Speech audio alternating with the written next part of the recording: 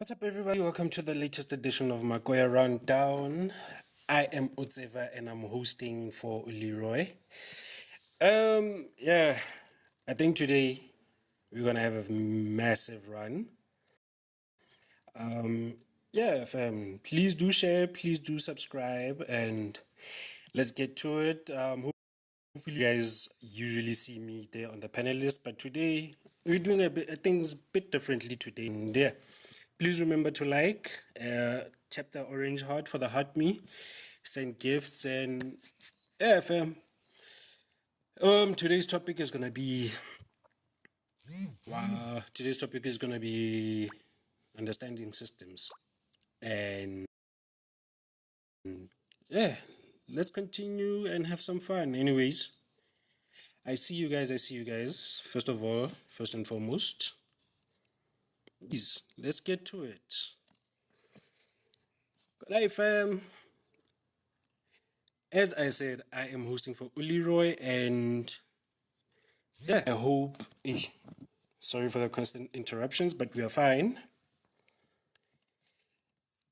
And yeah, let's get to it. Before anything else, let us do this. The views and opinions expressed in this podcast are solely those of the individuals participating in the conversation and do not necessarily reflect the official policy or position of the podcast host or any affiliated organization. Listener discretion is advised. Hopefully now we will deal accordingly. But before that, please do tap the likes and do tap the share. Let's get more people in it. Hey, how's it, my guys? How's it? Hope you guys are good, fams. Hope you guys are good.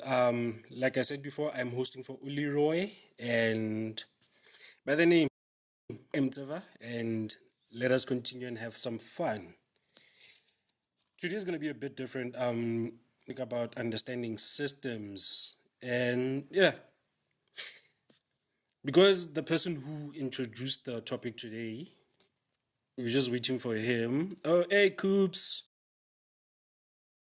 Muffins, Shaparaso, please do like and do share. And yeah, let's get to it, fam. Yo, let's see. I do see you guys on. By the way, let us have a crack of a topic today and understand systems or now what's happening. Besides, today it's too much. Hey, Coops. You guys are more than welcome to please join the panel and yeah, Ninga sabi pel. Press the heart me and oh my coupe. Why are you in the comments, my dear? What's going on? What's going on? Hey Bui, I hope you're good. Hey Karabo. Hope you're good. Hey, usually I'm on the panel list, but today I'm over here taking over for Leroy. He said he'll be back. He'll be back. Yeah. But let's go. What do you guys think about systems?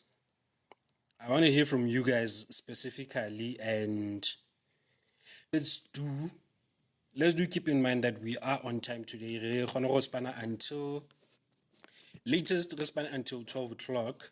Then yeah.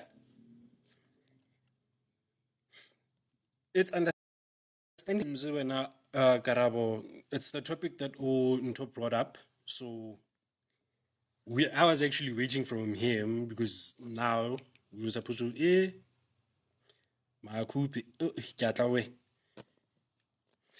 And this is like understanding systems. I'm not sure if it's relationships or what. Somebody please get our guy. And yeah. But for the time being, let us do this. The views and opinions expressed in this podcast are solely those of the individuals participating in the conversation and do not necessarily reflect the official policy or position of the podcast host or any affiliate organization. Listener discretion is advised. With that being said, good morning. Sorry I'm so late. We were supposed to start a bit earlier, but technical difficulties. And yeah, hopefully, let's see. I think Oskatli is here. Where is Mr. Muffin? Because I need him for this one. Mr. Muffin, please, if you're here, request my guy. Because hopefully you're the one who can explain it better. And yeah. Oh, but is it fine now? Is it fine now, guys? I apologize if I'm struggling with my network. I don't know what's going on.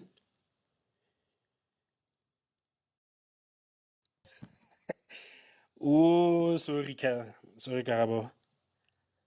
Hi, Pumpkin. Oh yeah, I am Okacheni, your usual troublemaker on the panel, but sometimes.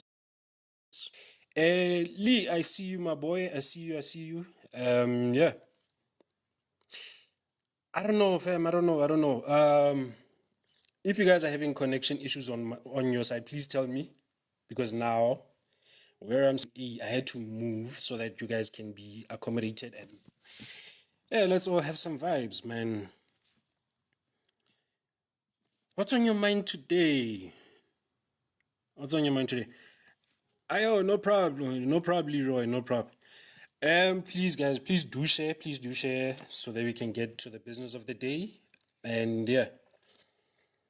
So now I don't know. Hopefully you can come up. My G, and just explain to them the topic of the day. Sorry. Let me remove that. Didn't see that. I didn't see that. Sorry, it's fine. Oh, shame. People, please do come up, my guy, and just explain the topic Mokoro faster so that we can continue. Because now, yeah, I didn't see. Upon first time hosting someone else's live. But I hope you guys are good. And the topic today was understanding systems. I'm not sure. Let me just check something fast. Crazy. Oopla. We.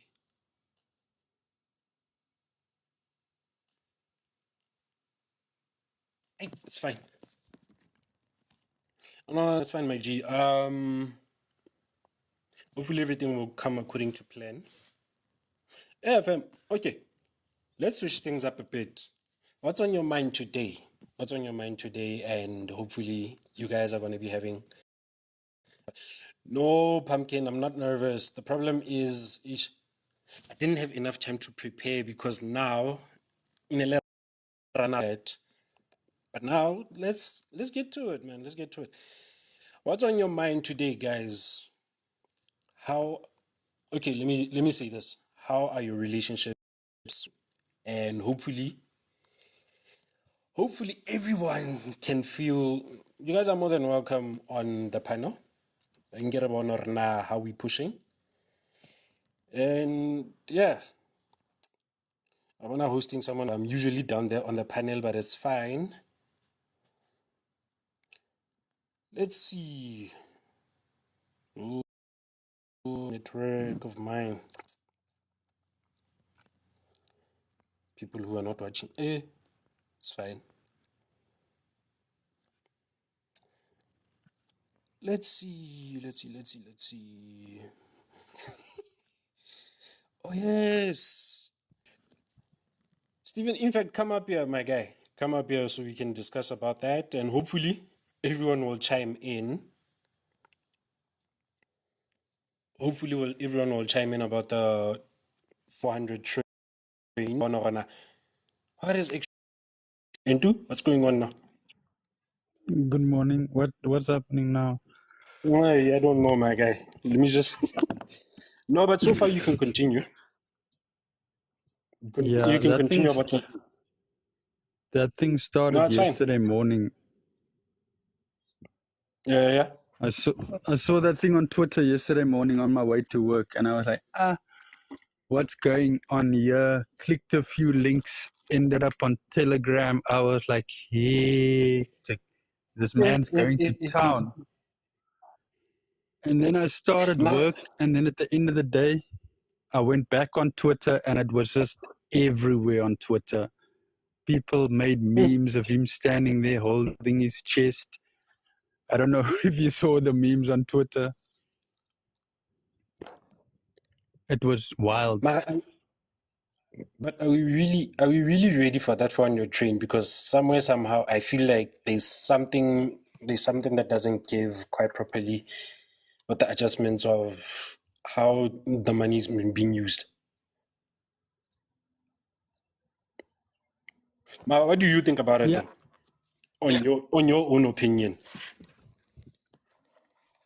With that guy, I think what happened was, to me, this is just my opinion. I could be completely wrong. But I don't think this expose was about the money. I think he was getting in the way of something, and they knew about his dirt. So they found an excuse to go to raid his house and then expose him.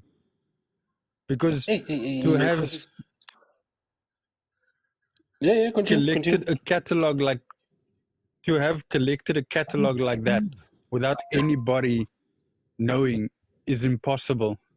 He was obviously using those tapes as well as a form of mutual destruction, because you can see nobody was forced to do anything, and he was probably using those tapes as ways to work himself up and bribe so that everybody would keep their mouth shut.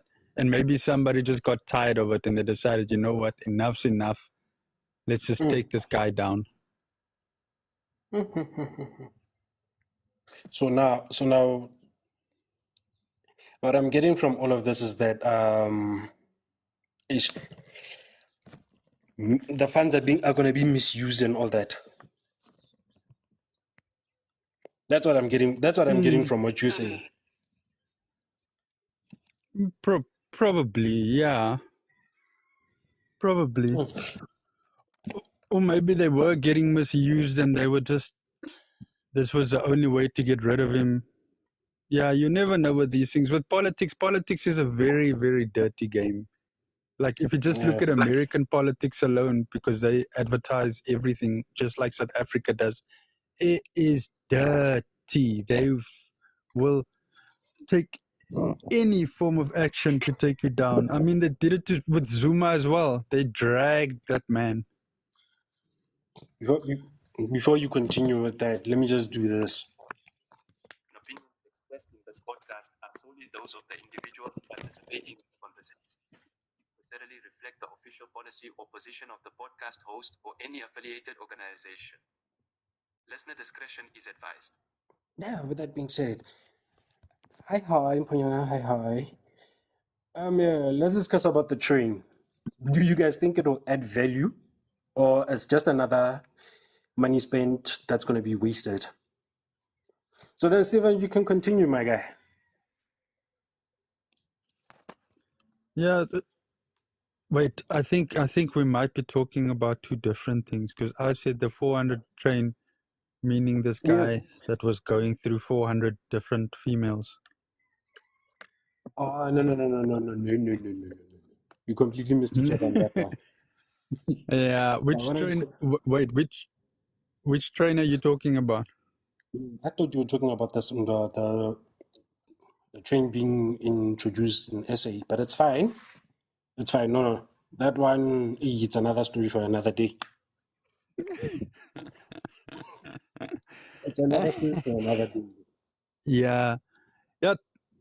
About those train funds that were misused. That I find that is also just like a lot of the things that happen in SA and politics concerning our resources and how we spend our resources. I find a lot of it is smoke screening to discredit people so that they can take South Africa and all our resources the same way that America has gone, where it's fully in private hands and we're at the mercy, completely at the mercy of capitalism, which is what America's managed to accomplish wholeheartedly. Mm. And I think that's where they are trying to push South Africa. Okay, on a lighter note, guys, let's talk about the unemployment rise. Do you guys necessarily think that currently our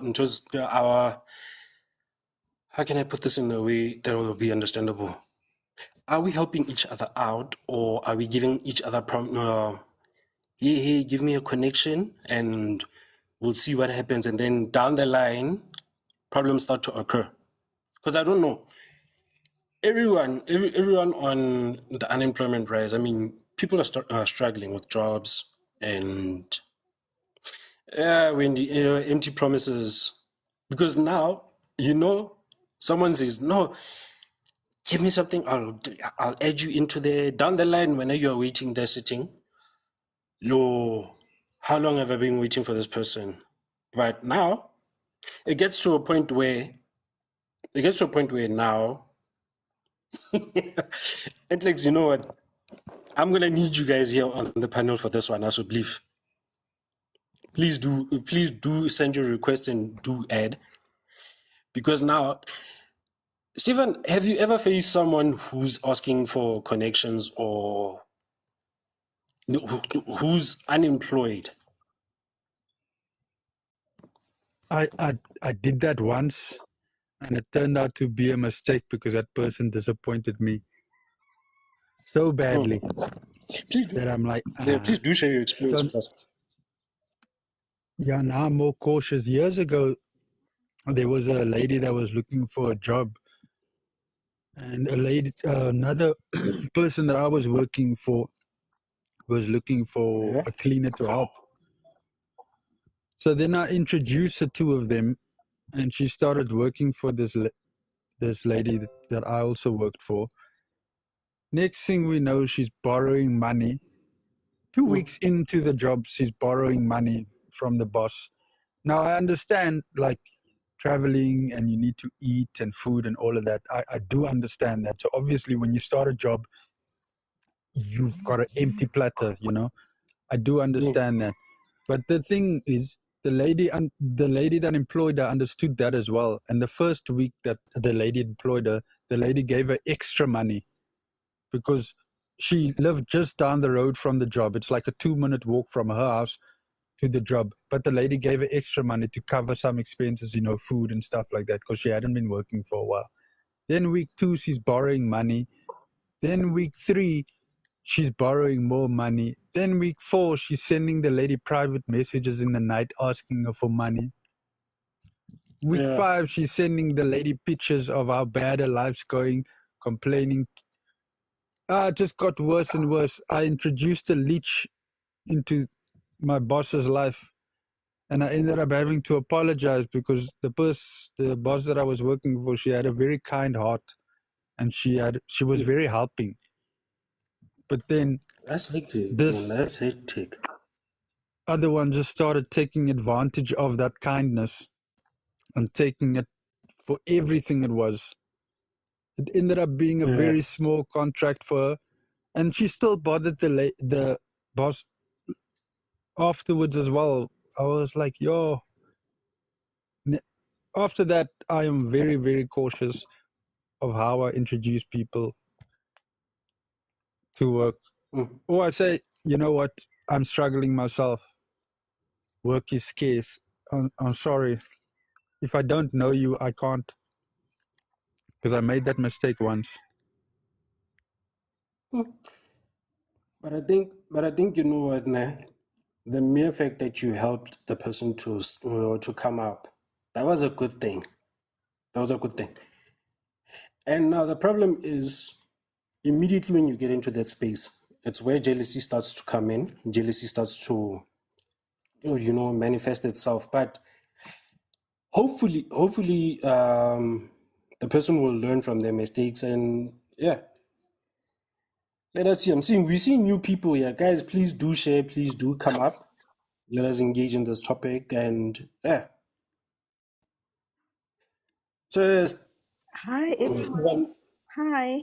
Oh, I hi, need to hi. take I need to take this thing off, this profile of mine, but it still wasn't me.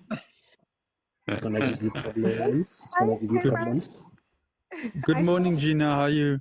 I saw you up here. You don't do this, so I saw you up here, and I had to come in and share in the conversation. What are we talking about? I'm trying to find the topic. Hello, host. It's my first time on your live and on your platform. Welcome, Yeah. welcome. My name is Gina, I by the am way. I I promise am next time I'll holding. come across as Gina. You are welcome, Gina. Oh yeah, I am holding down for the original host because he's not here. Hopefully he will be back sooner than expected. But yeah, for those who just missed the topic at hand, we no, Karabo, I think we'll shift that for Friday. We'll shift that for Friday because for now let's just come up with the topic of unemployment on the rise. What are we doing as South Africans, and personally, what are we doing as ourselves to render the situation? So, Karaba, I think before you do that, let me set the timer so that you can go. I wanted to say, you guys, may I go ahead?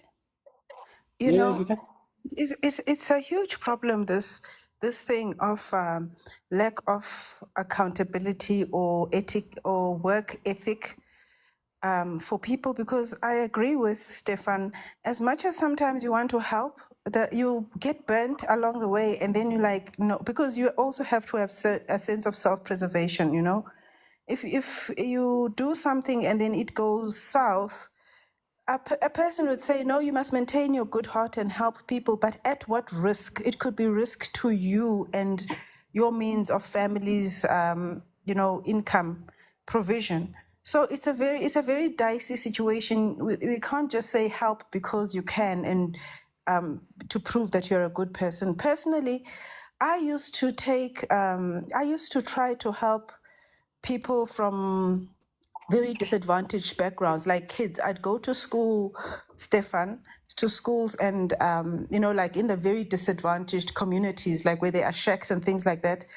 Then I would do the stationery and so on. But beyond that, particularly with my matriculants, my thing was I knew these kids will probably not get into NSFAS for funding for university to go further, and they have absolutely zero skills to get in the workplace. And I don't mean that they don't know how to count or they don't know how to do certain things, but they just don't have the etiquette, the behavior, the right behavior. So I would take them into my business. Listen, I had twice in my businesses. I suffered great loss where I would realize after a while, because I was in retail, I would realize that things were actually being stolen. And what I'm giving you is 6 months or a year to work to get experience on how it is to actually manage just an office. The last one cleaned because they were responsible for inventory, cleaned out my hair stock. I had wigs, about 200,000 rands worth. Cleaned it out. Hey, tick. Yo. Stefan, please allow me to From the continue. store or storage from the storage facility. So they copied the keys to the storage facility, and the only reason I know is because the storage facility has cameras. Otherwise, I would never have known who actually went in there. And when I came in, they were like, "Oh, it's so nice to see you. I know we normally see gift coming through." I was like, "Gift for what?" And then I went into the storage, and there was literally nothing left other than the extra furniture that I had stored in there, you know. And that was like one of the big losses. So there are things like that. For me, no matter how much I want to help, I have had like real serious losses that I couldn't recover from. because you're trying to help someone and to show them that, because at least why I did the 6-month apprenticeship thing, it's one thing for me to kind of, because I was in training when I worked in corporate, it's one thing for me to give you pointers on how to clean up your CV and so on. But because I used to run learnerships, I would see that it's important for them to get on the job experience. So I give you 6 months for you to be able to know how to show up for work, how to write an email, how to, do inventory, like as I'm saying, and all of those things. And and the thing is that you have such a beautiful, trusting relationship. You have conversations. You are like great. I don't think anything hurt me more than that of all my experiences working with people. The fact that I can't reconcile the person I know with the person that did this. That's tough. So like now you've left, and now and again you message me, and I'm like, it can't be you having the audacity to message me and ask me for help again. It can't. Yeah, because now I'm finding that what's the point of you trying to help someone, and then that very same person doesn't want to accept the help. Because That's what I'm getting. at the end But of the either day, way, you didn't even get a job. You can't even use me for a reference. So the reason why you're calling me is because you're hoping that I've forgotten about that. How do I forget about such a loss? That's hectic, okay? That's hectic. So I don't know. Steven, do you wanna add on something? Yeah, people do weird things. I used to Let me help just people out do with this borrowing. first. I used to help people Yeah, out with just continue. borrowing their money and not charging interest or anything. Just as if you come to me and you borrow money, I'll give you the money. You tell me when you give it back. I never even set a strict date on it. And now what happened is people stopped paying me back. And these were people I knew. It wasn't random people on the street that came up to me. And from that, I learned, you can't help people. Because I would tell them, listen, I will borrow you the money. No problem.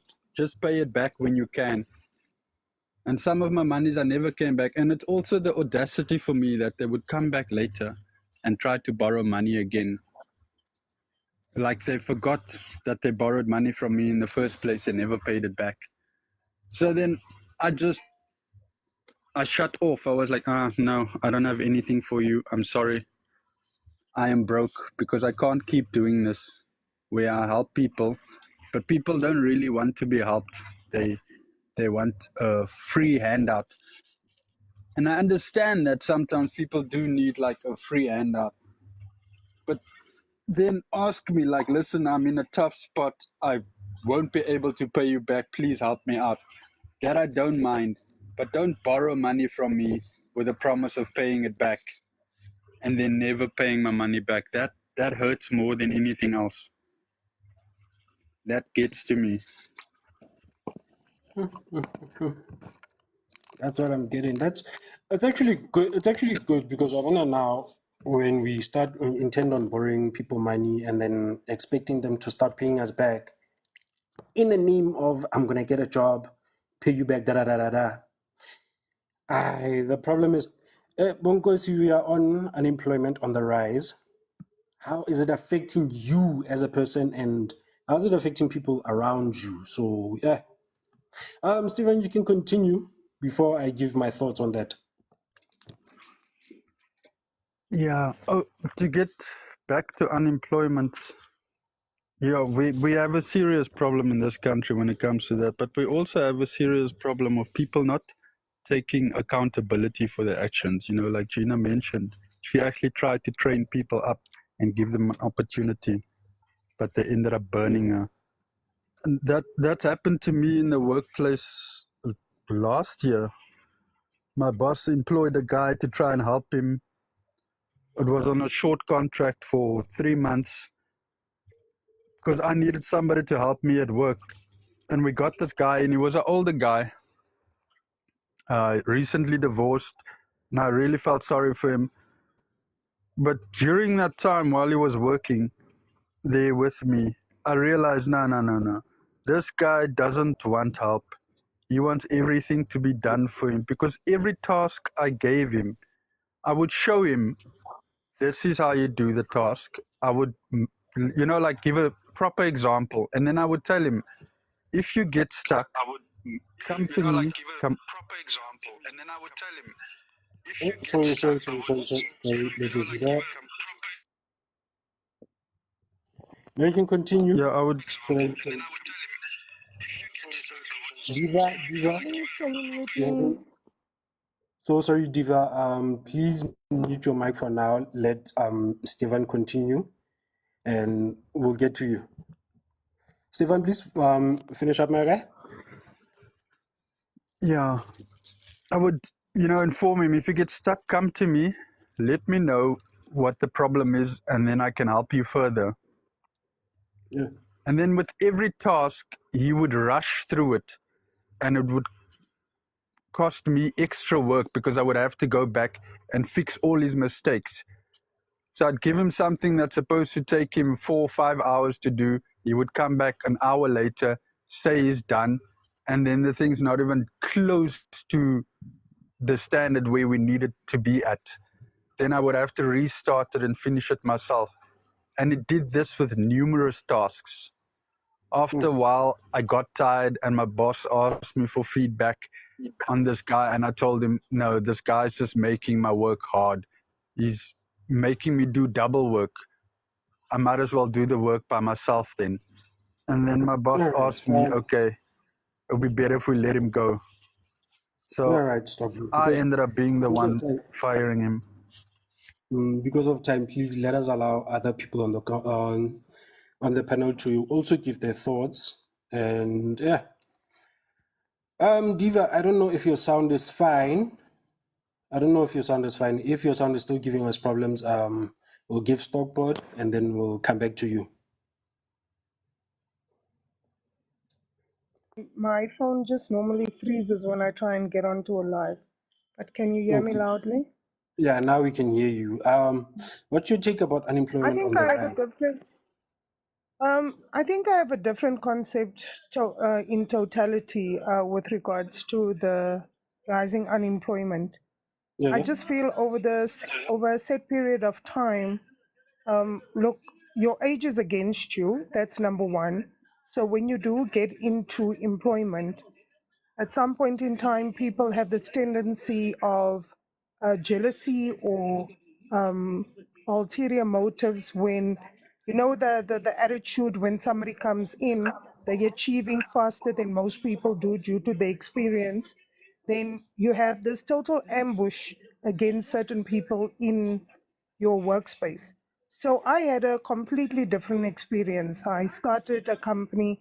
Look, I'm much older. I've got almost over 27 years experience in the current jobs that I've done.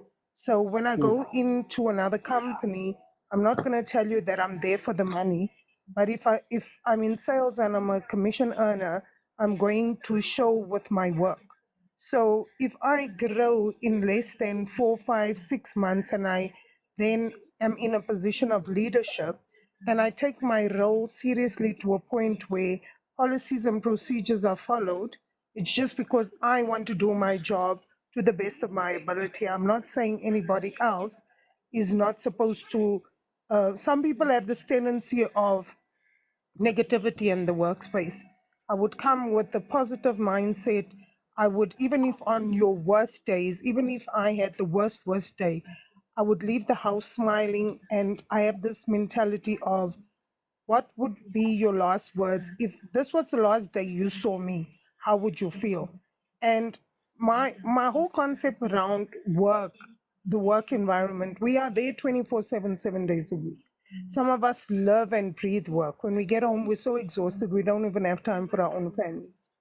You see your colleagues more than you actually see your own family. So there's a lot of distrust when it comes to colleagues. But when something goes wrong, let us have the discussion amongst each other. because it doesn't take you to take on a responsibility to say that, you know what, this person is growing too fast. Why? This person is growing too fast because they have that mentality to say, I want to grow fast. I don't have that much time. I've already gained the experience that I need to gain, and I will give to others what I struggled to have during my time as an 18-year-old, 22, 30-year-old during the workspace. So let us be mindful that when somebody comes in that is much more mature, that is achieving the goals faster than most people in the workspace, don't always think that there's an ulterior motive for this person to come and take your job.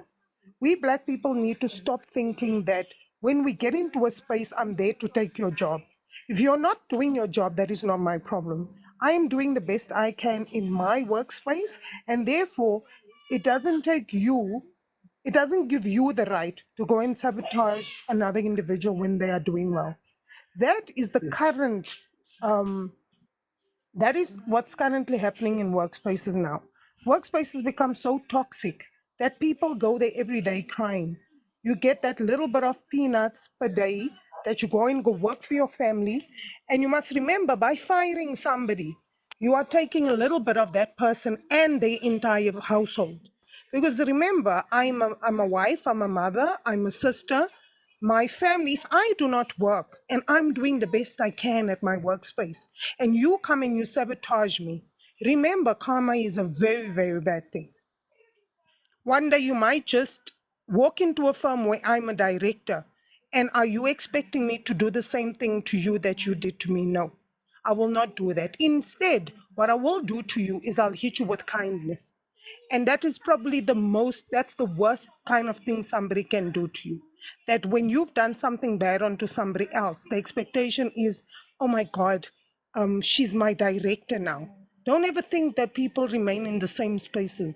So, to everybody out there that creates bad or toxic work environments, remember one thing: the wheel turns. This is a world where mountains meet mountains.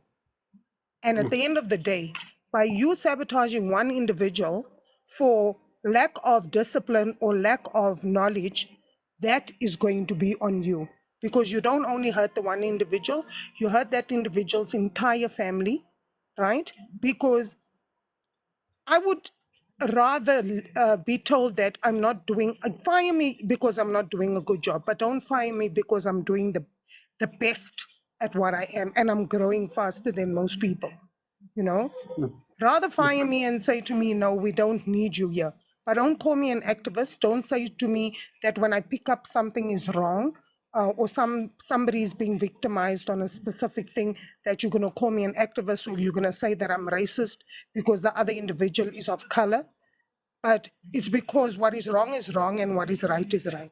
That's how it is. So people out there in toxic work environments, leaders out there that create toxic work environments, please let us be mindful. You're not killing one individual, you're killing an entire household. So I don't think, in all fairness, we need to step back and stop thinking about ourselves and thinking about the bigger picture. If we want to keep people employed, we need to stop toxic work environments. And that, with that being said, let me just say this. Are solely those of the individuals participating in the conversation and do not necessarily reflect the official policy or position of the podcast host or any affiliated organization. Listener discretion is advised.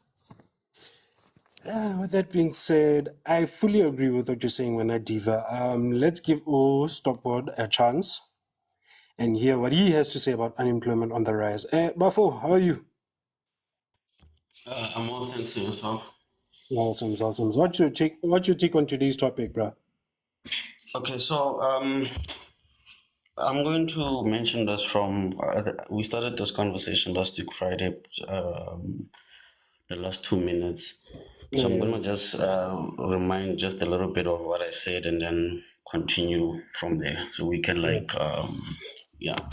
So I'm looking at this from one facts that I'm a capitalist. I'm the guy that people hate.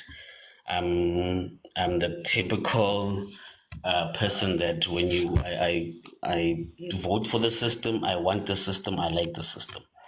So I'm going to share from a capitalist perspective. So maybe this will give a perspective of how then do you fight unemployment, because I think it's not going to be the way we as Black people firstly are trying to fight it. We will never win it, and as a capitalist we would never want Black people to win unemployment, and I'll get to that.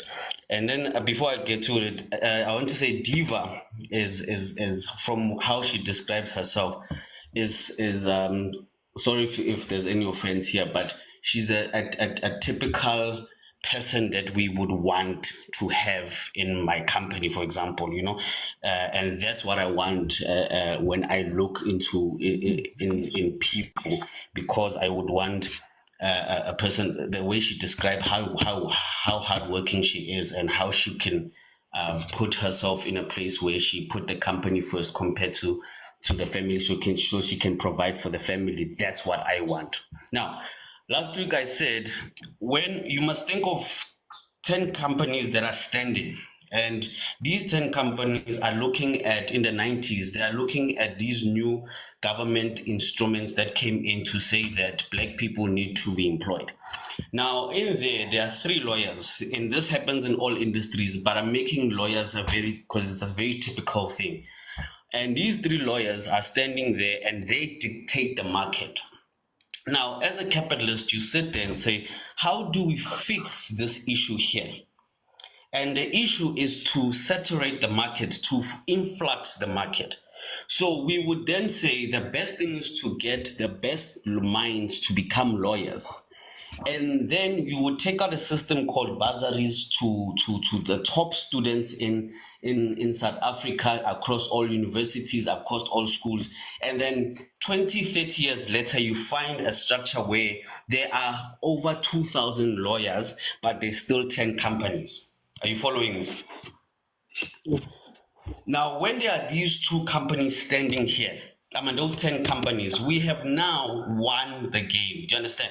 Now there are 2,000 lawyers who are looking to work for 10,000 companies. So that's why now today I've got a sister who is an advocate. She has done everything, but the jobs that she's getting are jobs of a clerk. Do you understand? She can't get good jobs and so forth. And that is because as capitalism, we are winning. That's what we want. Right? So if my sister then says, I don't want to be this anymore, for capitalists like for tech, we can get more people. Do you understand? That's what we want. And now fighting that system without thinking of another system, you are automatically going to lose. Now that's the first tier that I want to put in. The second tier is that we want women, and sorry, women, think again, I'm saying this from a capitalist perspective. We have noticed as capitalists, if you look through the past 100 years, that the cheapest labor are Black women. All right. So that's why in today, it's not a coincidence that you are seeing that companies are hiring Black women. They are hiring, I'm going to give an example like Capitec. You will notice Capitec loves Black women and loves single mothers. That's not a coincidence, you see, because we want that. The more desperate a person can be, the better it is for the system. And if you are now going to try and fight that system without you thinking about another system that's going to fight it, you're going to automatically lose. Right. So I want us as Black people to start, if you're going to think about unemployment and you then say, okay, we are going to fight me, for example, how do you then fight? Because as Tepo, that's my name, I then look at Diva, and Diva then, the way she just said herself now, I get wet. I'm like, oh, okay, I can be Diva's husband in the workplace in terms of I can make her,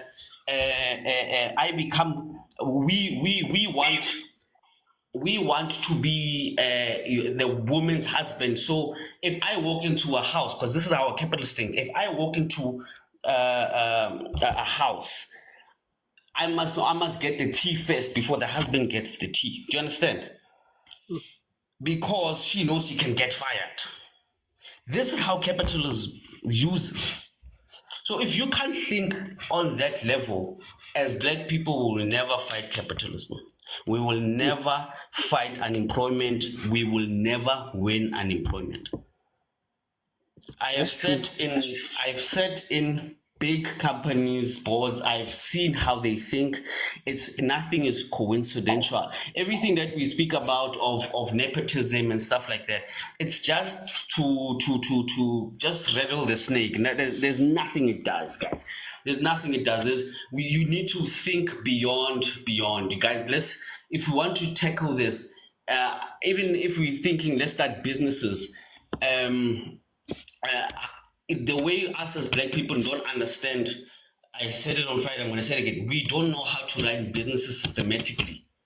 Listen, and because we can't run business systematically, we don't know how to run businesses. And that's why we are at the worst of the worst in terms of black businesses in the world now. Do you understand? Because as black people, we can't run businesses. Yes, there's an exception, but the exception does not make the rule. Right. Yes, there's here and there, but it doesn't make the rule. So we have to all sit and say beyond music, because when you see black excellence, it's in sports, it's in music, it's in these physical things that at the end of the day, your body dies, then there's nothing that you can contribute anymore. You die broke. But what is there to give us as legacies that we can leave to our children? In closing, I just want to say this. I've noticed that I don't know where this comes from, right? I own an AI, and my AI makes me money, right? But I've been trying to get this AI to happen for the past 4 years, and in this 4 years, I've been trying to get my black brothers for us to do it together, right? And I would go to very smart black brothers, and all I would get is lip. Yeah, it. And nothing would come from it. Until I decided, you know what, fuck these blacks. I'm going to go to the Indian community. And when I went to an Indian community, it was done within a month. We're done. Then I started putting, right now I'm running there's a black guy that I gave him an idea, an AI idea. He created it, then he ran away. He doesn't know what I would have done with it. And now he has run away with it, but he doesn't know. And yesterday I got the licenses for it. I got everything to make sure that this thing can be, I even secured 200 million for this thing, but he ran away with it with nothing. So I want to just say, Jorge, I've noticed that it's a black thing in terms of mindset, not to understand things. And yes, here and there we can be educated, and we must remember education is just you understanding something technically. So if you're a doctor, you understand medical technically. It doesn't make you smart. It's a technical thing that you understand there. I see my time is done, so I'll just jump off now. Yeah, Wait, you don't summed jump it off. up perfectly, my guy. You summed it up perfectly. Guys, I'm sorry. Can you please mind the language, as some of this, because the topic at hand is going to be on YouTube, and let's try and keep it in a respectful manner. And yeah, I don't know if anyone here down here on the panel or wants to add on something. You're I more than want welcome to. Thank you so much. Stock, that was such an I'm sorry, I can't see the rest of your name. That was such an informative session for me, personally, because what you articulated is what I knew why I stopped doing business, because I completely failed at not once. And because I realized that as much as I have the knowledge, I don't have the skills to manage people. I don't know how to have that thing and that edge that you are talking about, of being able to work out exactly how to exploit, the resources to get what you need. I don't have that in me, because it's a bleeding heart situation, and it always works against me. I always end up failing. And so that was what I realized about myself when before Diva came on. I wanted to say this, that's what those things taught me. And when I looked back at when did I actually make money and when did I do well, it was when I was consulting, when I was freelancing and worked for myself, not when I was employed in corporate, because it bored me to death because of the routine. It wasn't when I ventured off into owning businesses, because this business thing came because I became a stay-at-home mom and I was doing things so that I wouldn't be bored out of my skull. But I lost so much money in the different things that I tried. But the one area that I excelled at was when I was consulting and I was doing everything by myself, using my own skills and the knowledge that I had and my talents, my natural talents. And that works well. When I'm negotiating for myself, I can negotiate. When it comes to involving other people, I failed dismally, and it was just something that I decided to accept and use what I know works for me. And I am so much happier having gone back to that. Yeah. I just want to say, like the hard thing that you mentioned, the thing is with us black people, we are taught Ubuntu, right? Like umuntu ngabantu. But that does not work in business. Like there's no business that, hey guys, kumbaya, let's sit here and help people. That's not business. And white people they don't have Ubuntu naturally. The white people don't. If you with white people and Chinese people, you will know these people, this Ubuntu thing, they don't have it. That's why we can say Mara, that those people are evil. Right? Like so if you're gonna come with that heart into business or trying to, it's not gonna work. But because that's the heart that we were given in as blacks, we need to then put it aside when we say we are going into a system that is not ours, because this is not our system. Correct. Yeah, when you say it's not everybody that is meant to have a business. Some people will be employed in whatever capacity, because I have clients, but I'm still employed by that client for that contract period that I have a project that I'm doing for them. Yes, but I just wanted to pop in there quickly. In everything, Diva, you got cut off. Please unmute and continue. sometimes being employed by somebody with the kind of personality that you have or the kind of ambition and passion you have is not supposed to be toned down by a corporate world. That is why you and I are in exactly the same space. Sometimes you will be limited in how you want to grow and how fast you want to grow, and all of that potential and that passion could be used. Like you and I both, we're very strong in consulting. We make more money, we have more clients. Even if you are self-employed, you are getting an income generated by that. Now, to start up your own business and to do everything instead of just consulting for somebody and you getting paid for that consultation, it's easy to connect one business individual with the next business individual and then bringing about that sort of growth and development for the company. So now you have to take that and you have to instill it in your own business. So it becomes a little bit of a, I'm drawing away from you as a client because now you're making money for yourselves instead of making money for me. So therefore, the clients that you were going to bring over to me is now no longer going to be my clients, because now you need to concentrate about your growth in your company and what you need.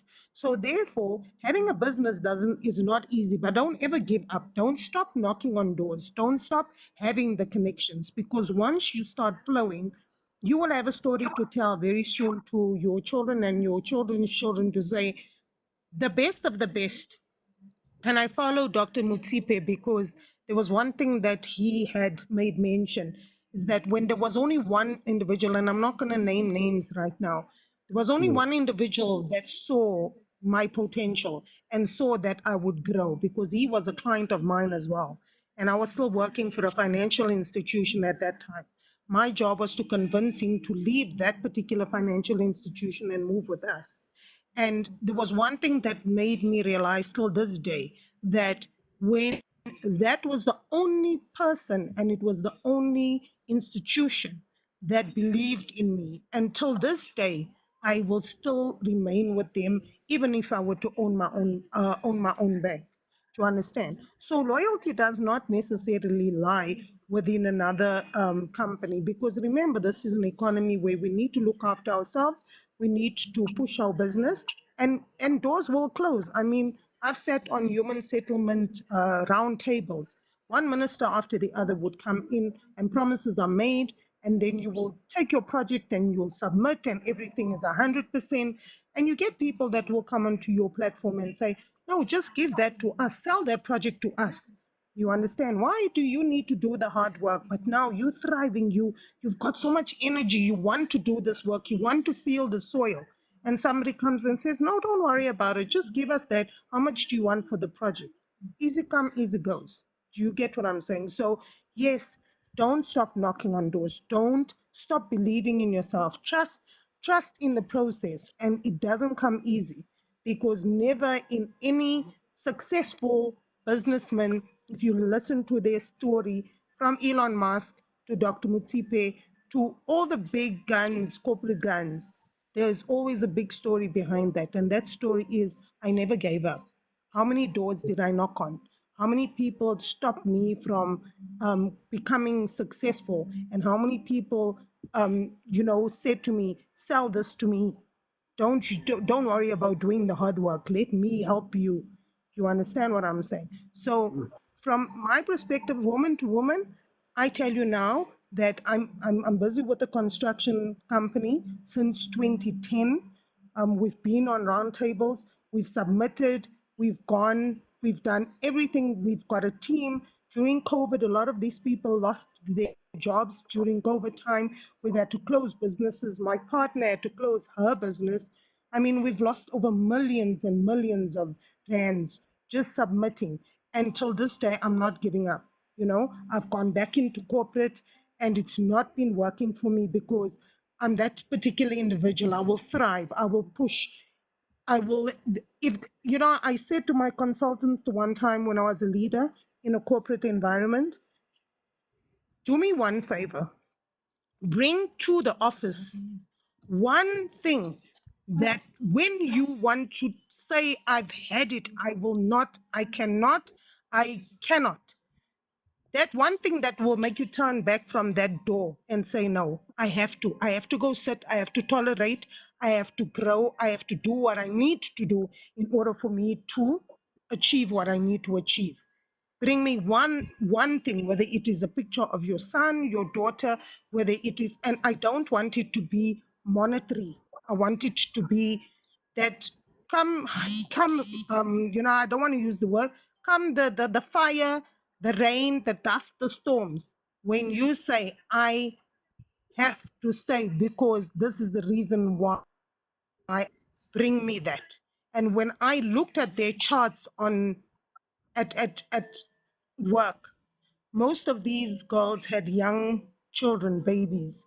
And that was the one thing that would make you turn around and say, you know what? I'm not doing this for myself. I'm doing this for my little ones. I'm not doing this for myself. I'm doing this for my mom. I'm not doing, and it was family. It was family, family, family, family. And some people out there, their families are not the greatest ones. You find that your best friend is the one that will always have your back. But remember, family is family. We can't choose our family, but we can choose our friends. So you can choose your business partners. You don't choose your enemies, because they'll always be there. Do you understand? You will have people that will put red tape, and there are ways to get around the red tape. Yes, you work harder to get past the red tape. But eventually, when you get past that red tape, and trust you me, I've heard people go on interviews, like big names, and say, yeah, I'm there. I help women in construction. I'm like, where? We always crying and fighting about the same thing. We are always crying. Where are the tenders? We work so hard. Where is this pay? Where is it when there's a project that you call us and you say, when I go and I've got a proper project that can give you a very good return on investment, then you're like, no, it's fine. Give it to us. So I do all the hard work and you just come and grab it and then you sell it off to somebody else. So don't ever give up. That's all that I can say to you. Okay. I think before Usia comes in, we'll just give it wasn't me just 1 minute, and then We'll just All continue. right. But before you continue, Sorry. for the latecomers, the topic of the day is unemployment on the rise, and what are you doing as a person to help out, and what do you come with? Do you potentially find struggles or with people or generally around you? So it wasn't me. I Just wanted to quickly. say on that point, on that point of working with other people and how are you making a difference? Right now as I'm into consulting, partly I write, and then the other part is I'm still in education, training, and development. So with my consulting agency, how for me that works, where I'm able to help other people, is because when I have work, I have a list of freelancers. But the good thing for me to work like that, to have a list of vendors that I go to for certain things, is that you are as good as your last performance. So I don't have to manage your work, etiquette or your ethics. You do that because you want me, when the next project that I get into, you want to be part of that. So whatever you did the last time has to be on point, and then our relationship is easy like that. When it's time for you to get paid, you get your money, we separate, we go into other areas. But for me, that is how I'm able to do that of working with people, because there's no way you can work alone in a lot of industries, right? So even this one, because it's education, for me, I'm able to do that, to send people to do specific tasks. We agree on an amount, and I pay you, and you go off. I don't have to manage you and how you do your work, because we all have to comply with the same rules, type of thing. Can I just add That's then I'm out. Just to right. answer some of things, guys. Because I'm seeing the topic. Like I wanted to from systems, but I see where you guys are going with this. And from my perspective, if ever we would talk like situation to situation, you'll see why I look at Diva and say, Diva is such a good person for me to employ. Because I just gave an example with Capitec that with Capitec, they want to hire specific type of people. And then in her example, with the people that motivate, she then gives the same example that there were women who had children. You understand? So I wanted us to see that from a systematic perspective, we enjoy such things. You understand? We want such things to happen.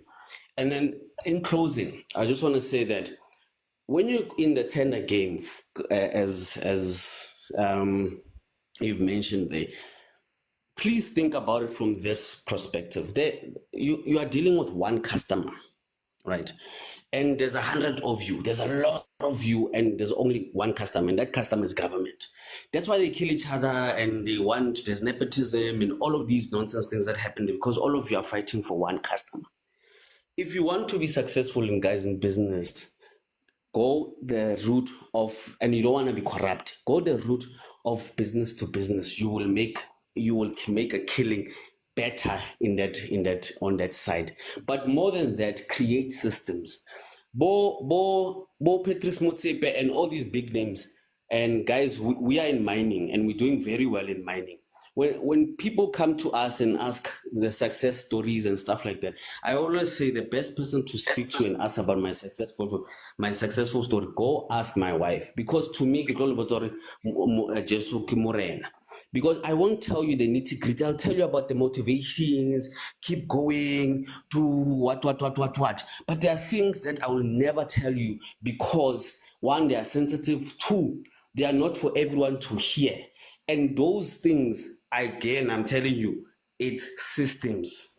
Build system, guys. That is the secret to all these other guys. Build systems, and in your system, that's what's going to make success. Doesn't matter if you sell sweets. There are guys who sell the dog sweet that have go build. There's a company in town in CBD. They sell sweets there close to TUT. Go learn that company, because they sell sweets. How did they get that right?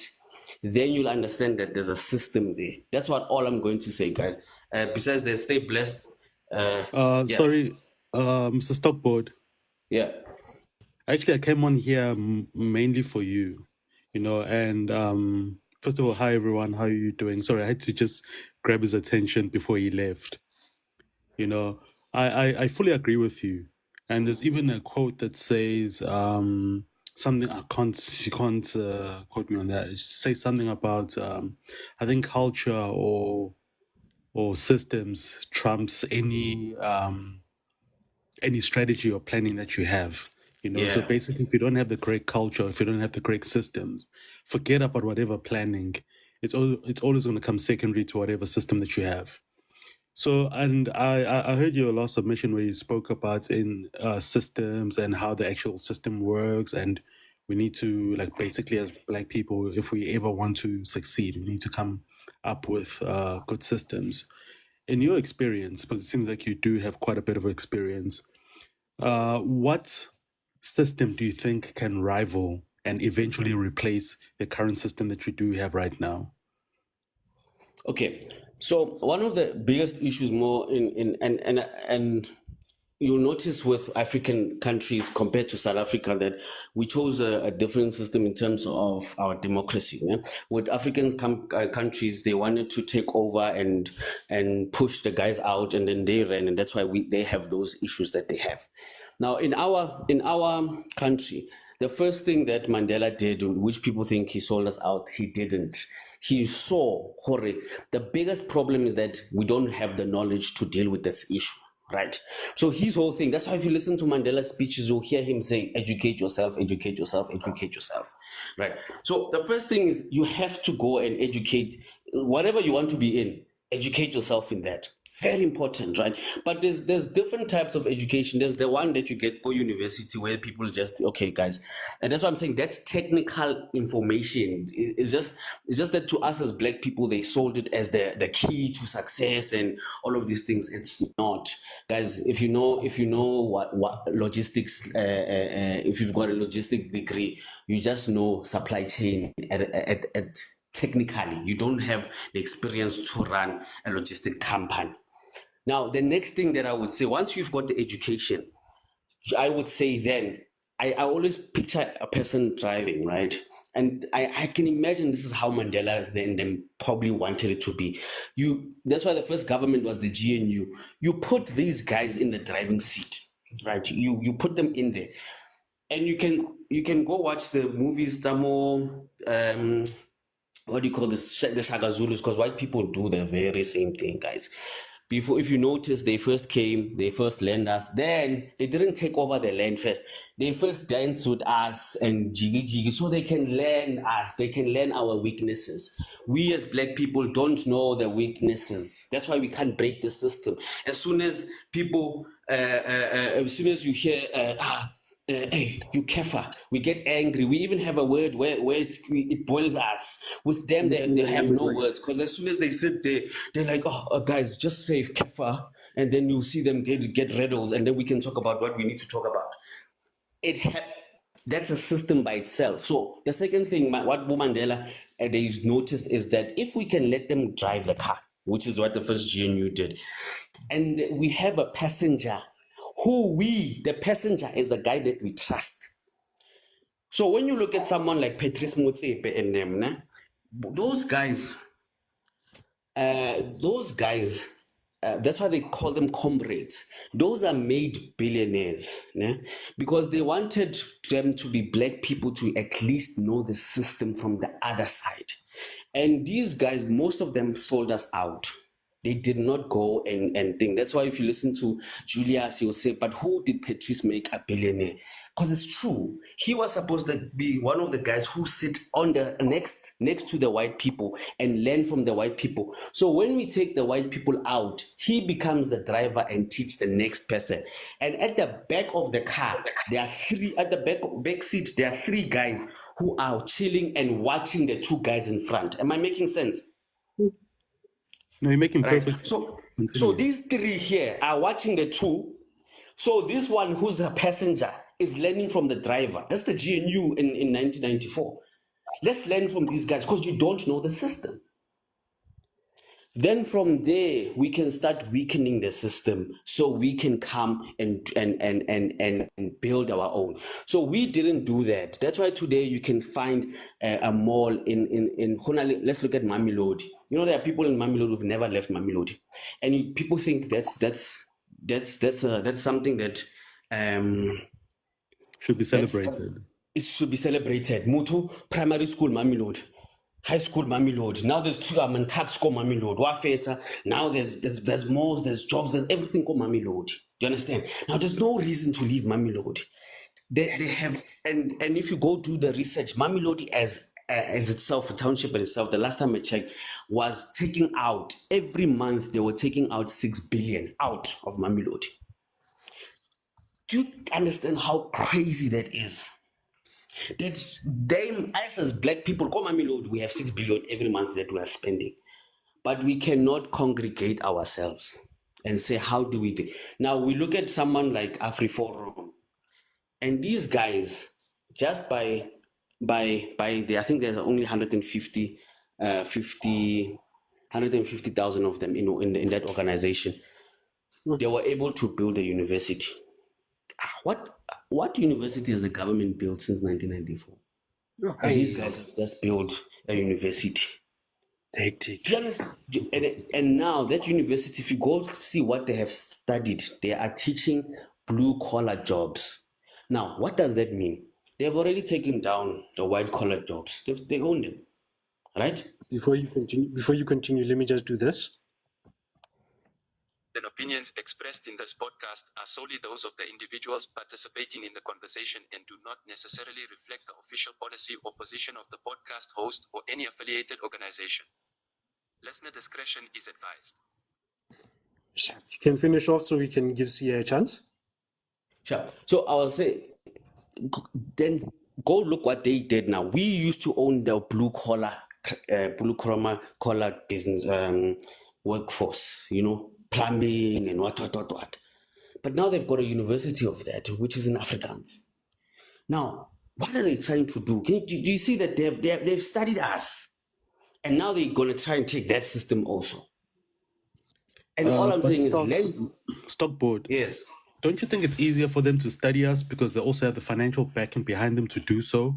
Because if, for example, I could say with some level of confidence that I understand white people in general, but there's not much in my capacity that I can do because I own nothing. And as you've said earlier on, with the amount of people that do own something, they either want to take from us or they never want to partner from us. So how do I, or let me say just the average person who does have knowledge of, even yourself, it seems like you've got in-depth knowledge of the system and how they operate and things like that. How then do we then go and make a difference, especially without the financial muscles behind us, unlike what the white people or the Mzungus do have, in South Africa? Hence, they are able to create all these elaborate systems and, all these things. So how do we fight back, giving ourselves a good opportunity of winning? Because we all can fight back. I mean, like, I can fight back with black belts in martial arts, but doesn't mean that I'm going to win. But the aim of this game is that we need to try and win. Now, how do we do that without the resources that they've got, the connection that they have, the financial backing that they have? As you've said rightfully, that the few black billionaires that were put there and were made actually sold out. They never came back to the communities. They never came and empowered the hood. They just did their own thing, got the millions, moved on to the next venture. Yeah. So when I think about that, when you say like there's no power, so forth, I'm thinking about in Bronco Spread there's a mountain, and I heard the minister of defense say they know that the white people are actually doing that. Even on YouTube, there's a video of this, where these white people know that in terms of numbers they are outnumbered, right? But they're preparing for a war, most South Africa. That's why the last time you heard that there's these small groupings of people training themselves, right? I'm giving that as an example because I'm trying to make you see that it's a small amount of people who are preparing. All right. And when they are preparing, they then will be able to success loves preparation. So the first thing is, as us as Black people, we're not prepared. Right, our culture as ourselves, we don't take things seriously. Just generally speaking, we don't take preparation very seriously. So that's the first thing I would say. That how do we prepare? Screw the fact that they've got all these things. Prepare. Number two, how do we not become offended? All right. One of the reasons why we don't have the land, guys, now think about what I'm gonna say, is because we don't know what white people are saying about the land. Right? That's one of the reasons why we don't have it. Because we as Black people, we Julius is talking, hey, we're gonna do this, Kansela, hey, we're gonna do this, Kansela, hey, we're gonna do this. Yet now we don't know what they're not saying anything. These guys are not climbing on platforms and talking, hey, look, our strategy is to do this with the land, is this, yet they still have the land. So one of the reasons is because we do not go to the meetings to understand them. And that's why I gave an example of how when they came to here to get the land, first of all, they came to us to understand us. So beyond the fact of resources is we don't understand how they think, how they do things. And that's why we are losing. So until we get that part, we are saying that, I'm saying that we need to go, one, prepare, two, stop being offended. Go to an AfriForum, regardless whether they're using the K word, or understand what they are saying so you can understand their plans, guys. Because without understanding the enemy's plans, we can't take them down. And that's why why we are here as Black people. So you as an individual, yes, like me right now, I as a person can't do anything. And sometimes I don't like talking like this. This is my first time talking. If you guys look at my profile, there's nothing. After this, I'll not talk again. Because as soon as you tell us as Black people, they get offended. As soon as I tell Black people, guys, go study AfriForum, they get offended. As soon as I tell Black people, the way white people think about South African land is very different from how we think about it as Black people. We have this slogan, those who live in it, stay here. That's why those who belong in South Africa, stay here. That's why if you look at it, everyone can say, I'm a South African. But the way white people say it is they say, we have fought for this land. We are willing to die for this land. It's different, guys, those two ways of looking at the land, because they are telling you that when we said there was Anglo-Boer War, we died.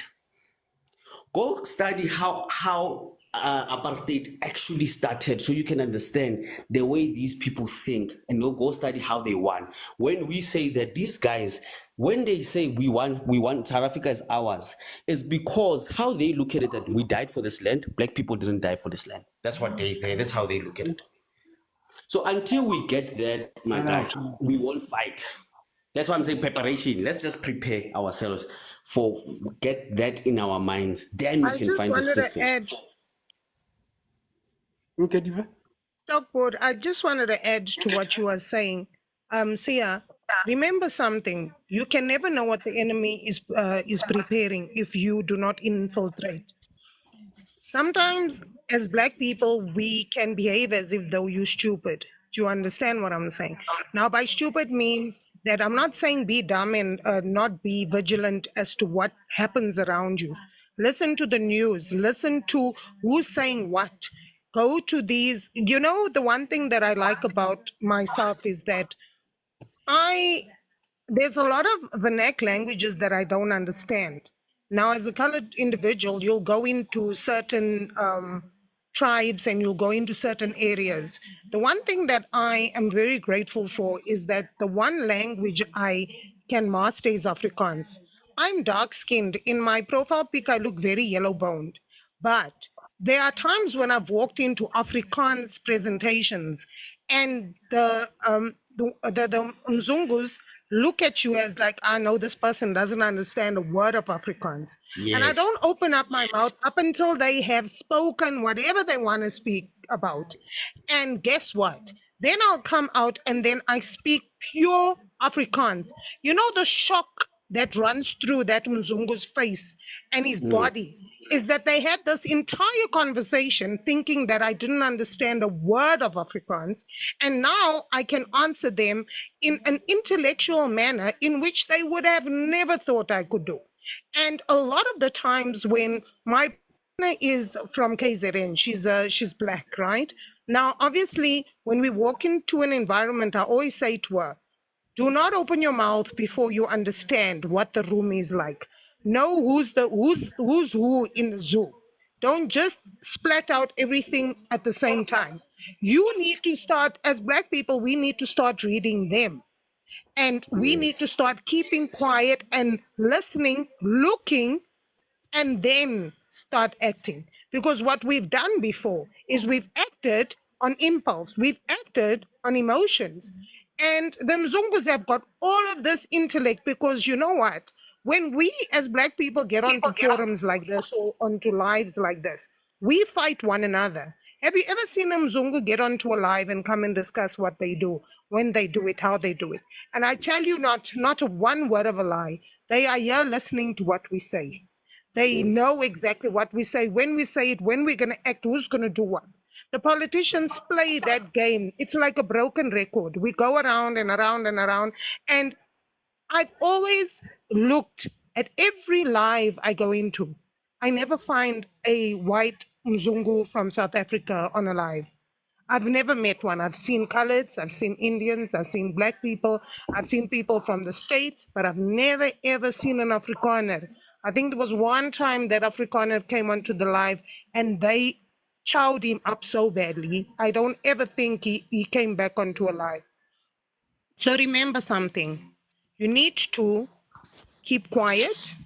When you walk into a room, you need to be prepared when you go somewhere because it can either go left or it can go right. Sometimes it just goes smooth and then you ask yourself 10,000 questions. That's how it's supposed to be. Listen, start listening, filter. So prepare, listen, follow through, and be consistent.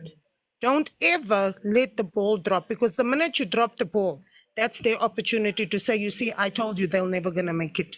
Now, if you've got that mentality in your head as a businessman, to know that I do not fight Mzungus, but what I do want to know is what are you thinking? What are you thinking? What are you thinking? What makes you money? Have you ever heard that most black people, when we get money, we want to, the first thing that you like, ask somebody that's going to win the lotto. What are you going to do with all of that money when you win the lotto? No, I'm going to go buy myself a Mercedes Benz. I'm going to buy myself an No, expensive car. no. Ask Zungu what he's going to do with the Eva, millions. the first thing they do is Do you they go to understand? Durban.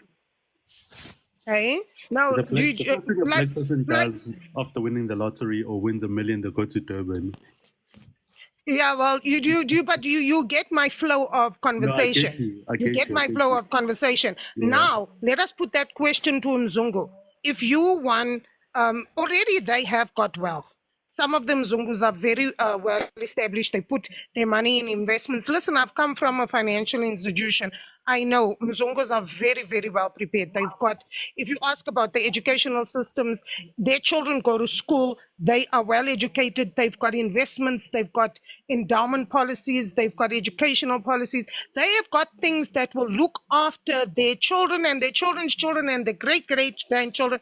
Even if there is not, that person will die with not having a child, will not have money, and that money is then given over to another organization in like most Afrikaners will have organizations that should I Yeah, die Shiva. one day and I don't have grandchildren and this must be filtered through to an organization. Do you understand? But Yeah. let us start having that kind of discussions amongst Black people. Let us start having that kind of thing to say, what makes our money make more money, to make more money in order for us. So when we say we are going to take the land, we have got a plan. That is what we do. Because we don't have the money, we are not listening, we're not infiltrating, we don't know what the enemy is doing, and yet we are fighting here amongst each other every day saying, oh, you know what, the Mzungus do this, and yeah, they are, and Nigerians and a lot of African countries come in and they nail us South Africans because it's like they know more about our country than we know about our own country. How do you come from another country And my next door neighbor, I don't even know whether my next door neighbor's got a dog or a cat, what business is running. It's because, you know what? This one, I see he's up and downing, he's doing this. Be nosy, but be nosy with the right kind of things. Infiltrate, listen, proceed, and then make sure that you are consistent, because consistency is what's going to keep us growing. And that is what's going to help us to not have matriculants that are now writing exams. And next year, we're sitting with even more unemployed matriculants. That, at this point in time, is my concern. Like, what are we as corporate businesses, people that are owning small, medium business enterprises, what are we doing to assist these matriculants, these students that have finished their bachelor's degrees, their masters? What are we doing to give them the experience to get into the kind of firms that they need to get into? What are we doing for our lawyers, our dentists, our artists, our musicians? Because our children are doing everything and we are doing nothing to assist our children. My concern now is government. Can we catch a wake up? We've got another group of matrics that are writing, another group of children that are going to be sitting at home, another group of children that are applying for NSFAS that is not going to get that funding, and we know that. So what are we doing to infiltrate all of that in order for us to get systems in place for us to prevent at least 50% of these kids not sitting at home? At least 10% of these kids working, getting them prepared into the work environment. What can we change in the educational system in order for our kids to move from having to be educated to being employed or to going and studying further? What can we do to fit certain systems in place in order for this to happen? Because, guys, at this point in time, we're not doing enough. We are not doing enough. And we talk too much and we do very little. No, granted, Diva, I totally agree with you there. But I think you also further strengthening my point that I was trying to raise earlier on, that, you know, you speak about that the average Mzungu's got policies, got this, has got that, it's got all the bells and whistles for their kids, you know. And as I'm saying, I think the reason why they've got all that is because they have the financial muscles behind them to do those kind of things. Even if I've got... No. Sorry, no, brother, no. I don't want you to do. Sorry, brother. I don't want you to think like that. I don't want you to think like that, né? Because I myself, né, started at zero. Like literally, I left home at 18 with 50 cents. And if you and there's just a level of it's a knowledge thing. I'm going to give you an example. You see now there's forex traders, and now there's people who are doing all this forex and all of these. On Instagram, you see it now. Forex is not new, right? If you go in 1960, 65, they've been doing this thing. White people have been doing it. In fact, if you go and learn about Capitec, you'll notice that the guys who started Capitec, it's forex money. Now, it's the issues that how we as Black people take this, that the information that has been given to us. That's why I keep talking about preparation and then knowing the other conversation, because we sometimes know that, oh, okay, I'm educated, but what do you do with that education? All these 70% graduates who are unemployed, I don't feel sorry for them, because how is it that you can get so much knowledge and you don't know what to do with it? And that's the first problem that we have. Now, I want to address the issue.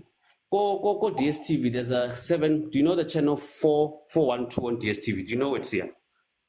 No, I don't have DSTV. Okay, get DSTV. Watch 412. That channel is white people, né? When you watch that channel, you see how white people sell insurance versus how they sell insurance to Black people. When you watch the channel, insurance is insurance. But when you watch insurance, go SABC1, you notice they're telling us as Black people funerals every Saturday. We as Black people at funerals. Have you guys picked that up? At 8 o'clock every day, we see, hey, Desmond Dube is there telling us, oh, have a dignified funeral, and we make sure that your loved one goes there. But when you go to 412, the way they are selling insurance there is that take this insurance and leave a legacy for your children. It's the same amount of 150 that you are paying, but they are telling you that there's trusts that you can take, and then you can put here, and then you can put there, and then this grows your wealth. So you don't, I'm trying to get you out of this mind hurry. You have to have something to start. I don't want to say my net worth, but it's a lot. But where we started is just understanding that system of how the financial world works. Today, I can tell you, my daughter, I'm not in it. I wanted to be a billionaire, but I'm not interested in it anymore. Ne? I think there's no point in it anymore. But my daughter, I can bet you, she's 7 years old, but she's gonna catch it at a very early age, because every single day. Please get my number from my cousin there. I just want to show you my office and see my daughter every single day. She's waking up to an office like mine, and this, for her, this is normal now, right? She now understands financial literacy at 7. I make her pay rent in the house. I give her 1,000 rand, and I tell her, hey, where's the rent money? I made her understand contracts at 7. There's a contract. Oh, here, I make her understand loans. Okay, Papa gives you this, Kopa, which is a sort. Do you understand? I'm making her understand, because that's the minimum for her to understand. And already she's understanding finance. She's not gonna start at 0, but where she's gonna go with it, I'm telling you, it's far. So I think you and I should just on the side can talk more about this. And you don't have to. Even if you start at 0, you can catch it. At 25, I owned a mine. How I got it, I started at 0 with nothing, but we ended up owning the mine. It's you don't have to. Sorry, I know I'm interrupting you. Sorry, I know to I'm cut it. interrupting you. I just wanted to say to you that we need people like you on platforms like this, because we've got young varsity students that have come off of varsity, that are sitting at home, that are listening to lives like this. For you to speak out like this, there are people that get paid hundreds of thousands just for the information that you are spitting out. And I appreciate you being on this platform. And I hope that, this podcast can continue, maybe do a weekly thing where we can invite students, invite unemployed people onto the platforms, invite kids that have just left matric and stuff like that. Because the thing is that we need to understand there's a sacrifice that you make. The Mzungus made that sacrifice. Instead of going and buying your child a 3,000 Rand Nike Tacky, why not take that 3,000 Rand and invest it into something? Why not teach your child financial planning? Why not teach your child the importance of money? I like what Kanisile Mbao says, but she's not a very good example to use. Kani, you are my friend. I'm very sorry to bring you in here. But what I like about Kanisile Mbao is she says, money knows me. Money knows me. And you need to respect money. Because if you don't respect money, money can show you flames. Do you understand? So at the end of the day, remember, the Mzungus make sacrifices. If you look at most of the Mzungus, what they wear, they don't go to Louis Vuitton and Versace and Chanel. Yes, those kind of things are there. But they'd rather take that 10,000 Rand Louis Vuitton handbag or Versace handbag and invest it into something that is worthwhile, that is going to take you and help you in the future. That is why most advertisements that take place for funeral covers is because this is it's our lifestyle. We know that when somebody's buried, we must bury that person in style. We have to spend 50 to 100,000 on the casket, Instead of saying that 100 or 50,000 Rand must be utilized in investing into an endowment policy or educational plan. The person is dead already, my sweetheart. Where are we going to be? How is that person going to, sorry. Nah, I don't wanna ruin the train of thought, but because of time, can you please get to the main points in concluding, and then so I can give Sia a chance, because I see now it's 2 minutes past 12, so that we can close a bit earlier. Or Okay, no if problem. you guys want to keep on adding, then at least we can just minimize it because of time. Okay. So the main focus is I'm tapping onto the advertisements as to how Mzungus will advertise certain products to certain people. It's because, again, the message comes through. They've read us. They understand our train of thought. They understand our lifestyles. So we don't understand the Mzungu's lifestyle because the Mzungu is not about a night tacky, he's not about a Versace, he's not about a big funeral, but what he is about taking that money and investing it in the now, not in somebody that is gone. So we give you a dignified funeral. It doesn't need to be over 15,000 rand. We bury you. We have sandwiches. We have a cup of tea, and we say bid farewell. To understand, Black people have a different way of doing it. I have to show that this is my mother. We loved her dearly. It has to be big. It has to be that. But the fact of the matter is the children starve after that funeral because now you don't even have a loaf of bread to put on after the funeral. Do you get what I'm saying? So based in all of that, yet again, we're going to say prepare, filtrate, listen, follow through, and then be consistent. So that is that would be my final word. Thank you. Thank you. Before I give Usia a chance on the topic, let me just do this one last time. Opinions expressed in this podcast are solely those of the individuals participating in the conversation and do not necessarily reflect the official policy or position of the podcast host or any affiliated organization. Listener discretion is advised. With that being said, fam, with that being said, awesomes. Sia?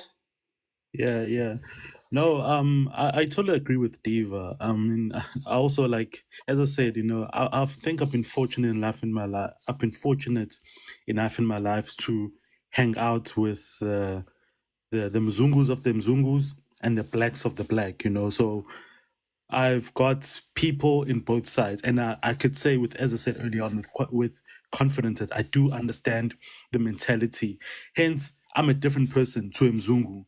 When you come up to a Mzungu, you can put me with the room even though I'm not fluent in Afrikaans, I can just understand it. You can put me in a room of Afrikaners, and I'll leave that place being friends with them. You can put me in a room with Indian people, colored. I understand my people. Because I don't know if it's a gift that I understand people or it's my observation skills. But what I'm trying to say is that I don't think you, by any stretch of the imagination, and Stockboard that was here earlier on, are average. I can't say that you guys are average.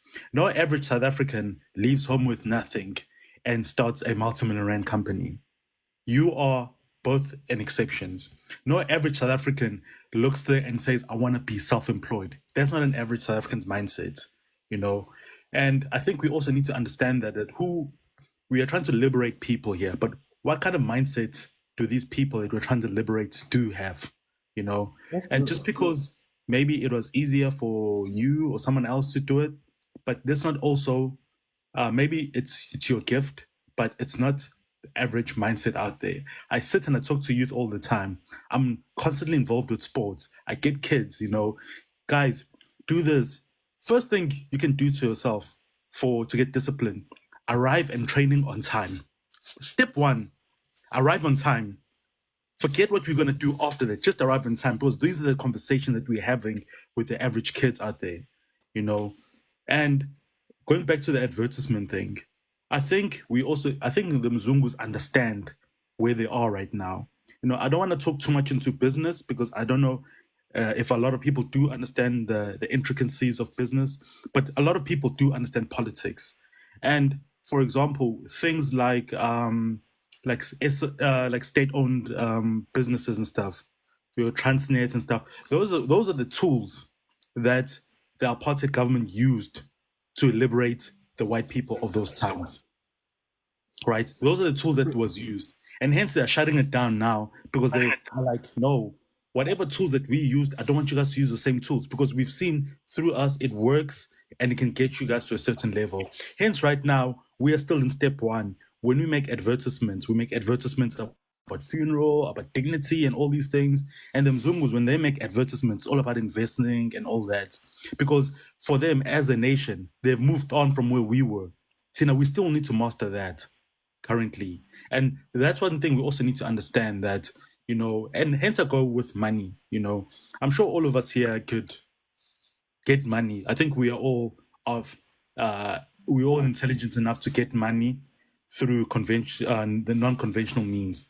But that's not the mindset of an average South African or an average African. We still need to, first of all, love ourselves. You can't go anywhere else when you are constantly doubting yourself. And that's a conversation that we need to start off with, before we can say, okay, let's conquer the world. Because when we try and conquer the world will push back. And when it pushes back, you need to have confidence in you and say, yes, I can do this. I can start with nothing, or I can go back with nothing. But because I've got the blueprint on how to make my first 1,000, my first 100,000, my first million, I can do this again. So I think it's also quite relevant. I know I sound a little bit negative right now, but it's because I think of my experience. I've also came and said, no, let me liberate people. But then the people that need liberating first need self-realization before I can liberate them from anything. Because there's a quote that I like that was said by Frederick Douglass, who was an American slave freer back at the time. He's like, I could have freed 1,000. He's like, I freed 1,000 slaves. I could have freed 1,000 more slaves if they knew that they were slaves. Like, we've sort of like owned poverty as Black people. We are fine with poverty. We are cool with poverty. We are fine. So you can't liberate someone from an environment of comfort. We are comfortable with poverty, and that's the first steps of freeing the Black mind or Black people. That's the first steps that we need to have. Because right now we are trying to free people who don't feel like they need freeing. Hence, our efforts will always seem like they're in vain, kind of thing. So hence also the marketing is directed to certain individuals of certain of certain economical standing, and that's where we need to be, first of all, before we can even get out of our funeral plan, our policy, advertisement, to let's leave something for your kids when you're gone. Let's save up for education for your kids. Let's be less reliant on government. No, but we are still mentally inbound. Hence, as soon as we make it, I want everyone to know that I've made it. I want everyone to know. They need to see the big Mercedes. They need to see the big Land Rover, so that everyone can see that I've made it. I mean, like, I remember, just closing off with this, I think I was still like grade 9, high school. There was this guy, every time we used to wear I think for whatever charity we were raising at the time, we used to wear our civics clothes, we used to call it, and not our school uniform. This guy would wear something from Mr. Price and whatnot, until the day he invited me to his house. Oh my God. It was the first time I saw a big screen TV there, as big as me. And I'm like, but I would have never thought this guy comes from this sort of background. I think there were 6 cars in this driveway, and there was only 2 adults, kind of thing, and in the meantime, Tina, from the guys, we were wearing Levi's, this, that, and these guys were dressing simply. I think they were not dressed more than $100 at that time, but what their parents owned and what their parents would leave them is something I don't think my parents would ever, even if they worked 10 times harder than what they actually work now, would ever leave for me. So thanks, guys. Okay, before you climb down, there's a quote here by Maya Angelou that she says, success is liking yourself, liking what you do, and liking how you do it. It is easy to define success by what others think. I hope that rings a bell in everyone's ears, and hopefully, because now unemployment being on the rise at its own peak, let us do something. Again, this is my own 2 cents opinion. Let us do something to alleviate it. If you're seeing that you have a business mind, you have a business set, always remember, help the person push. If you see that your friend is struggling, push him in the right direction, and then leave him, help him, and let's see where it takes him. Not necessarily that saying that as whatever, I'm going to be benefiting just because I helped him push. No, help him push, help him rise. And also, let us remember that if you're willing to sacrifice, make sure you push the narrative and make sure that you're always keeping it real. Because let's face it, we have those who are always pushing the narrative and saying that, hey, I'm struggling in business, hey, so and so and so. There are those who have leadership qualities, and there are those who can get the work done. Let us also follow what we do and how we take it. Because currently, it's true when they say that you help a person. In fact, I'm going to quote this in the Bible when Jesus taught a fisherman. He said, I'm not going to teach you how to, no, I'm not always going to feed you fish. Let me teach you how to catch the fish, and then you continue. And then afterwards, what happened? The successes were always there. He was reaping the benefits because why? He was taught and he's moving forward. But all in all, the topic that we were having today is total fire. It was total fire. Before Stockbook continues, please let's remember to subscribe to the podcast channel. And if you missed today's episode, it will be uploaded on YouTube. And hopefully, I think today or tomorrow, it will be uploaded. And yeah, if you miss other topics, you're more than welcome to go there. Just drop a listen, drop a like, subscribe so we can show the page. Oh, and also before I forget, we're still having the merchandises. Oh yeah, thanks Leroy. Leroy says it's going to be up by tomorrow. Let's remember to support the channel, man. Like, we have merch available, we have shirts, we have cups. Let's just keep this growing, man. Let's just keep this growing. Stockboard, I'm gonna give you about 5 minutes, and then we're closing off. Cool, thanks. I just want to say to I understand Sia's perspective and the mindset and everything, you know. For now where we went, the schools that we went to, I went to Dr. Deyo, and when we went there, we were the only black kids, me and my siblings, and we were surrounded by white people. And so how my mindset came, and so every morning we would leave Mamelodi, where it was like very busy, and then we'll drive up to Ferry Glenside, and it was empty. And you know, white people love sleepovers and stuff. And when we get there, you know, you kind of now pick up the two different ways or world of thinking. We were those first people that, you know, when there's white people only, and then there's that one black child who's the BEE there. I grew up like that, you know, so I got to understand these people. And that's why when I come and I say to my people, guys, these guys think quite differently from how we think, and it's because I've seen it from a child all until now. So I think one thing that like people like me, the issue that why we don't come out and then speak is because, one, it's very difficult to actually say it from the other side, to like, guys, what you're doing, it's not right, you know, like go the other side, you know, and move the other way, because then we have to deal with people being negative, people saying, no, you're talking nonsense, people. And then from that point of perspective, I'd rather be like, you know.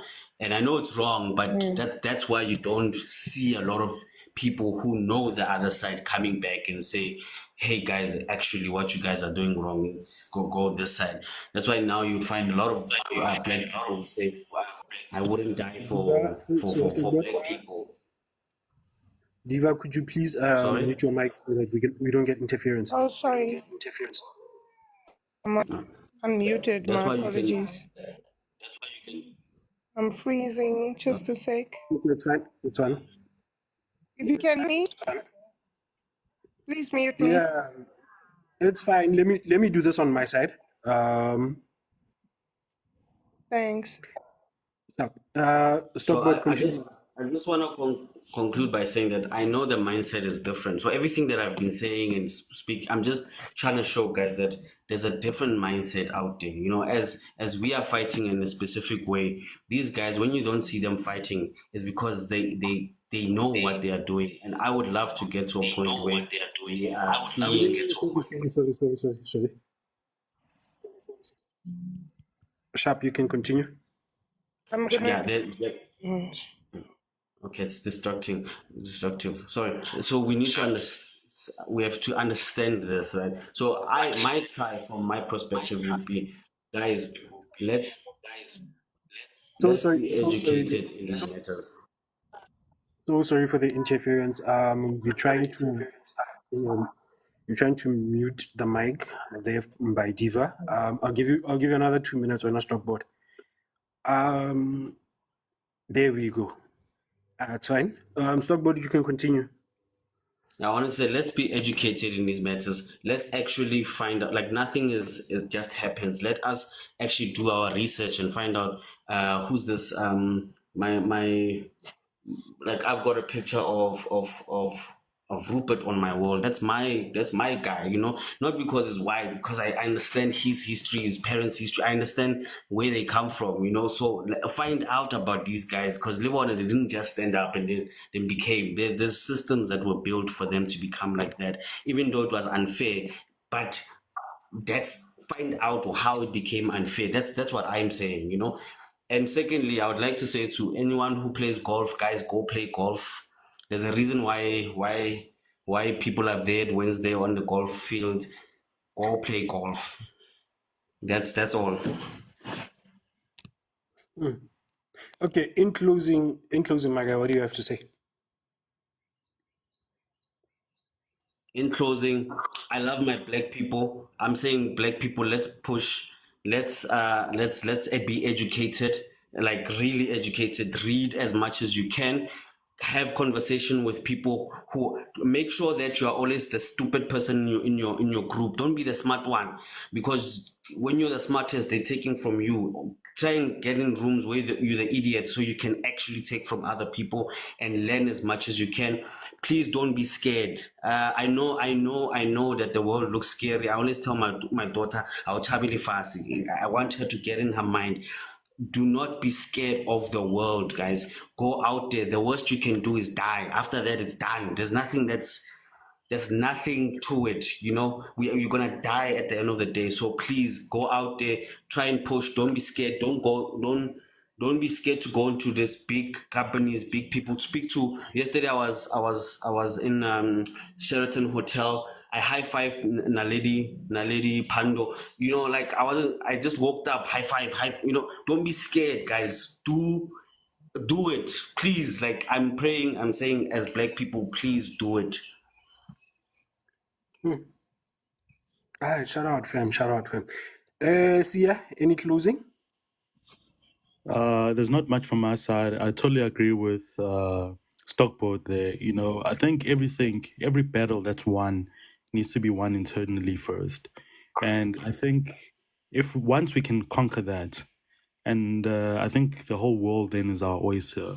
And as he said, like, just go up to whatever, go to whoever, you know, and do whatever. You know, what's the worst that could happen?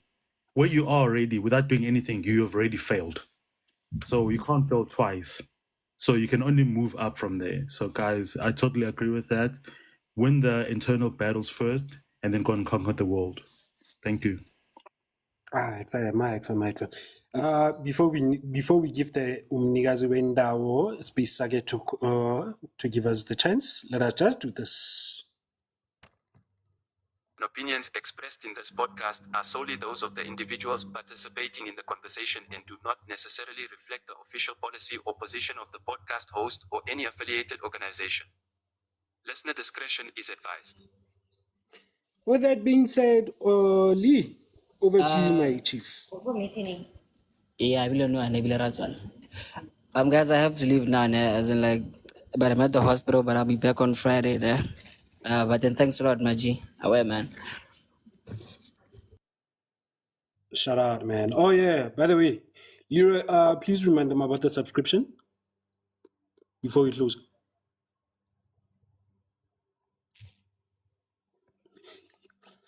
Oh, apparently our brother here is busy with something. Guys, please do remember the podcast is going to be on YouTube. Please like, subscribe, share content, and let's remember we still have merch that we're selling. And shout out, fam. We are always here for you guys. And yeah, in closing, always remember to have a proper mindset. Don't mislead, don't deviate from people, and always keep that mindset going. Oh yeah, before I forget, we have the subscription of 63 Rand. Please guys do subscribe here on TikTok. Please do shout out for the merch, and yeah, it will be available. It will be available as soon as you pay for it. With that being said, I think let's close off the show in a proper way. Be mindful, be on edge, and be hectic. Anyways, we'll see you on Friday, and yeah, this has been the Makoya Ranta. Dago!